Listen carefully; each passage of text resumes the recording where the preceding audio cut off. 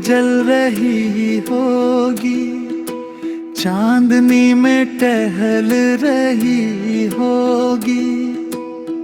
चांद ने तान ली है चादरे अब्र, अब वो कपड़े बदल रही होगी।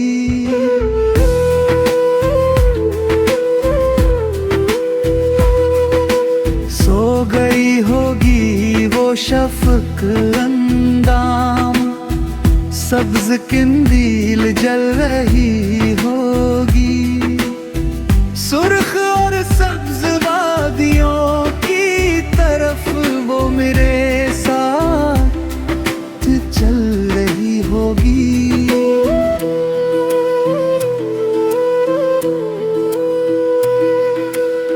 चढ़ते चढ़ते किसी पहाड़ी पर अब वो करवट बदल रही होगी।